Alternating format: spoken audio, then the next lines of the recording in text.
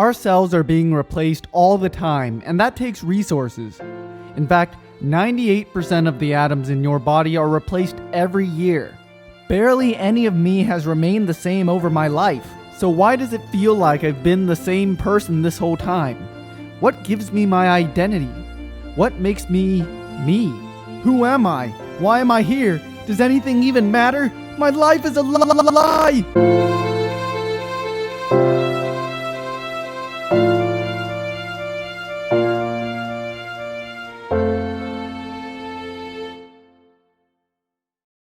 First question, what is identity?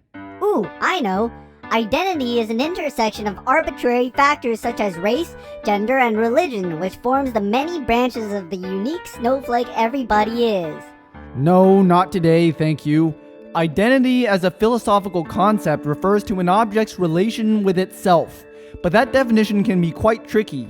For example, let's say I have a dog and I love him like any non-monster would. Let's call the dog Flippity Flop. Now, Flippity Flop is getting old, so when he dies, I take a sample of his DNA and clone him, which you can totally do today for a mere $50,000. Now, this new puppy named Zippity Bop behaves exactly the same as Flippity Flop, and I can't really tell the difference in behavior. Are Flippity Flop and Zippity Bop the same dog? If they're the same in every way, I guess so. Okay, but what if it turns out Flippity Flop isn't dead after all, just in a coma after eating too much kibble? Guess being identical in every way doesn't make them the same after all. But more importantly though, why isn't human cloning a thing yet? We already regularly clone animals, why not go all the way? Ethical issues? Like what? We can't just tamper with human genetics. Appeal to nature. They never consented to being cloned. Does anybody ever consent to being born? Being a duplicate of someone can be traumatizing. Come on, identical twins already exist. Except instead of being an accident, we can select for desirable features. It's not like they'll be afforded less human rights than anybody else or anything. Cloning technology is imperfect and harmful. First of all, cloning technology has come a long way, but let me get this straight. You're worried that an embryo will suffer from health issues as it matures? Well, then I suppose you'd also be in favor of prohibiting those with genetic diseases from reproducing? Either way, you're promoting an agenda which leads you into eugenics, and I find sacrificing embryos much less evil than allowing somebody to be born and suffer for their lifetime. Unlike you though, I'm not afraid to say it. It's about time we started slowly phasing the idiots out of existence.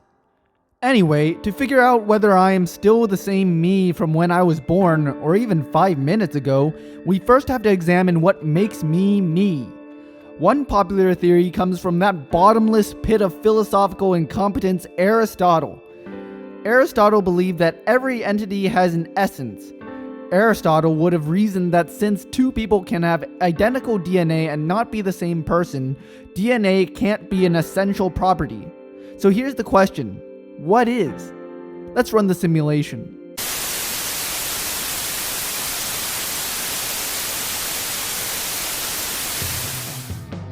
Suppose you were in a lab with another person, and through some Freaky Friday machine, the mental content of your brain is switched into the body of the other victim, volunteer, and vice versa. Now, one of you will be rewarded with $1 million, and the other will be tortured. The question is, which one do you prefer to receive cash, and which one should receive torture? You might be motivated to give the $1 million to person B's body because your mental content determines who you are. Now, consider that person B is Donald Trump, so there is no mental content to speak of that you'll actually receive. That's scenario 2. Instead of switching with another person, your memories are simply erased and your body will be tortured anyway. Should you be afraid of the torture? Intuition is that though your memories are erased, you're still you, and you'll still be very much in pain. But in each scenario, you have your memories removed and your body is tortured. All this leads to two predominant theories, or more accurately, guesses, about where identity lies. in the mind or the body? We already know the body theory is absolute crap. The body changes almost completely and withers away over time. The mind theory is a bit more coherent, but presumably, non-human animals also preserve identity over time, and some of them also display intelligence without any brain or mind to speak of.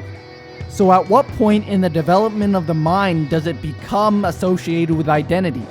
Confronted with the inadequacy of both explanations, religious people decided to invent a solution of their own. The soul! We each have a soul that makes us who we are throughout our lifetime. So the soul is our essence, and our essence is our soul. Well, that's not very helpful now, is it? Even if we were to accept a soul exists, that answers nothing. Which body in our Freaky Friday experience contains the soul now? And what about non-human animals? Do apes have a soul? At what point does a human body receive a soul? If the soul makes us who we are, how come brain damage can fundamentally change our personality? And are we really the same person even if we act completely different?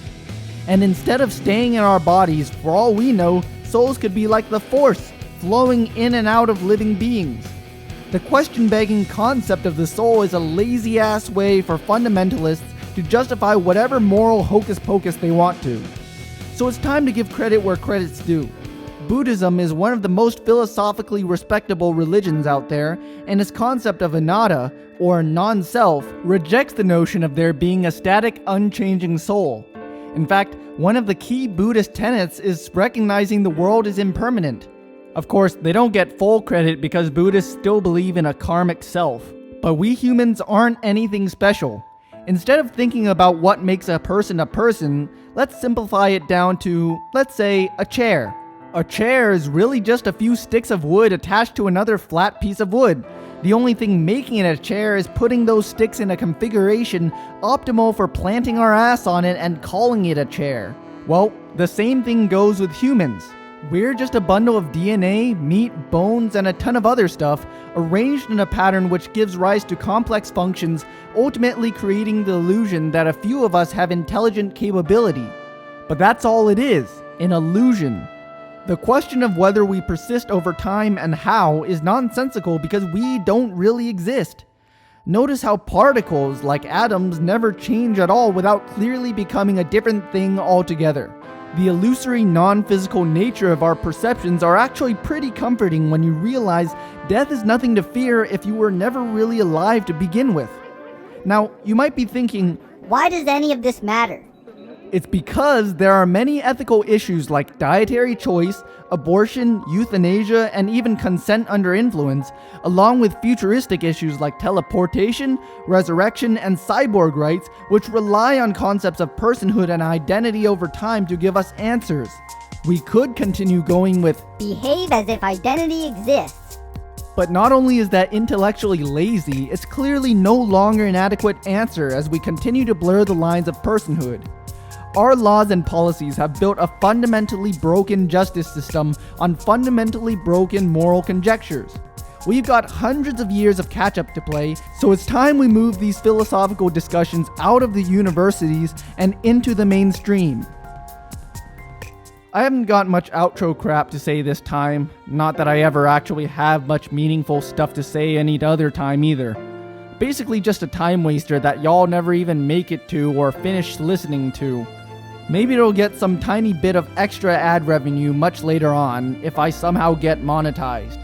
So I'll just do my usual ineffectual plug, download the soundtrack for free at the link below. Any donation at checkout will be put to good use. Bye. I'm and I approve this message.